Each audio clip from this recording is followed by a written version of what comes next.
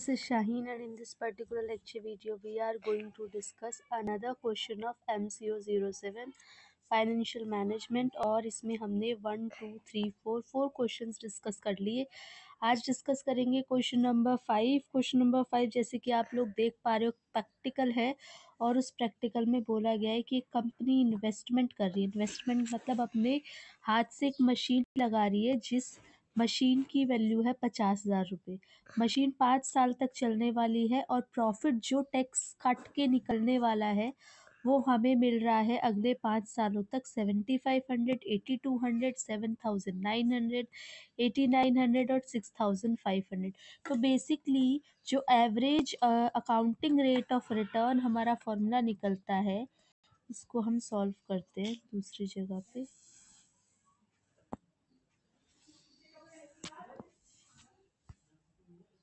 देखो, इसको मैं सॉल्व करना सिखाती हूँ।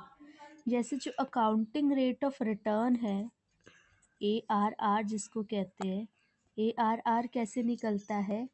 एवरेज प्रॉफिट आफ्टर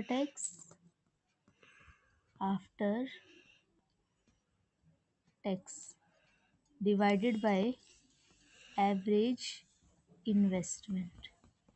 ठीक है, ये हो गया हमारा प्रॉपर फॉर्मूला। अब बढ़ते हैं आगे।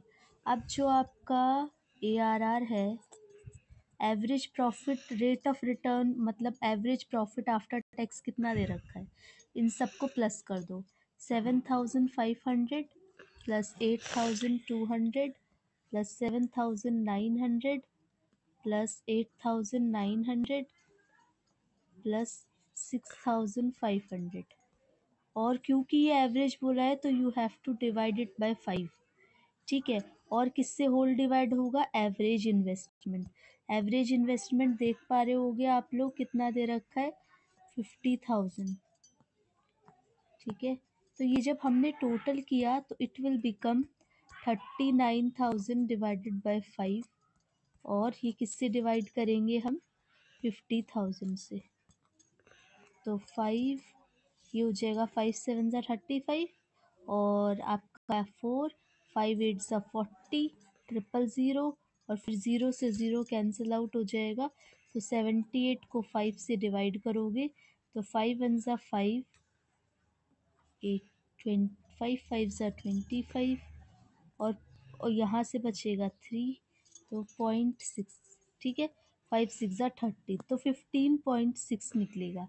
अगर आपको और अच्छे से समझना है, जैसे कि समझ में आने में प्रॉब्लम हो, तो देख सकते हो, आपको मैंने सॉल्यूशन मेंशन कर दिया है। ARR इज इक्वल्स टू, जहाँ पे मैंने सारी वैल्यूज़ को प्लस किया, डिवाइड बाय 5, 50,000 से डिवाइड किया, और इसको मल्टीप्लाई बाय 100, क्योंकि अगर हमें परसेंटेज में ARR परसेंटेज में निकालना होता है तो दैट इज़ बाय 100 भी यहाँ पे इंक्लूडेड है।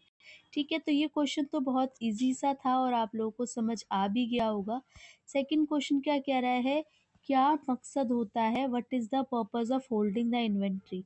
इन्वेंट्री को जो होल्ड करके रखते हैं, क्योंकि देखो इन्वेंट्री का मतलब है स्टॉक। बेसिकली स्टॉक का मतलब जो सामान आपके पास रखा है वो आपको डिमांड होने पे बाहर निकालोगे, तो वो हो गया आपका। इन्वेंट्री को होल्ड करके रखने की ज़रूरत क्यों है और इन्वेंट्री मैनेजमेंट क्यों ज़रूरी है, इन दोनों पार्ट को हम समझते हैं।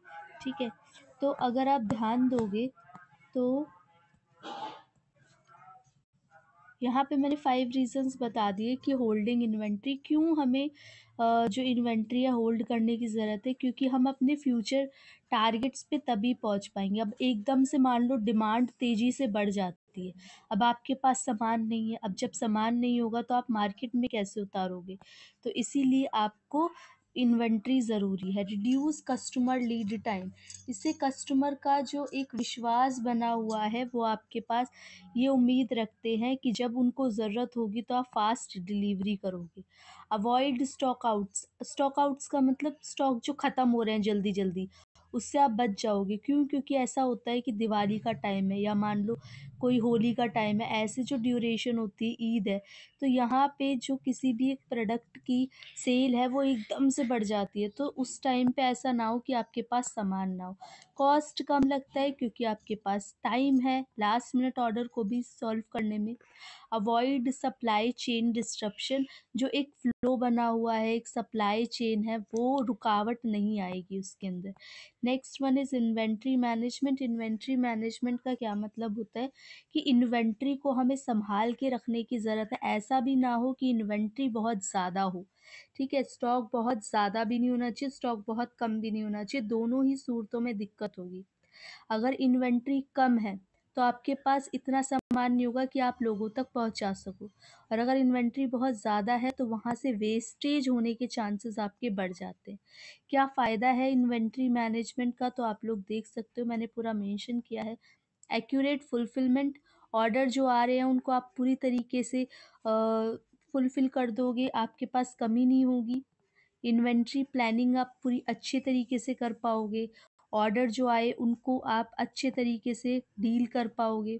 कस्टमर आपसे सेटिस्फाइड रहेंगे, खुश रहेंगे, और कस्टमर खुश रहेंगे तो वो आपके पास दोबारा दोबारा आएंगे, लॉयल रहेंगे, ठीक है। Organised warehouse, warehouse में दिक्कत नहीं आएगी, वहाँ पे आपके पास सामान रखा है, आप जब मर्जी चाहे उसको आप विड्रॉ कर सकते हो। Minimise the blockage of financial resources, जो आपके पास पैसा रुका हुआ है, ठीक है, तो वो आप जब इन्वेंट्री को अपने हाथ में रखोगे तो वो पैसा भी रुकने के चांसेस कम हो जाएंगे। तो ये था हमारा क्वेश्चन नंबर 5 पूरा, जिसमें 2 पार्ट दे रखे थे, एक प्रैक्टिकल था और एक थ्योरी था। प्रैक्टिकल मैंने करके भी दिखा दिया और आपको नॉर्मली भी सिनेरियो दिखा दिया, और आपका जो ये वाला क्वेश्चन था इसको मैंने पूरा एक्सप्लेन कर दिया।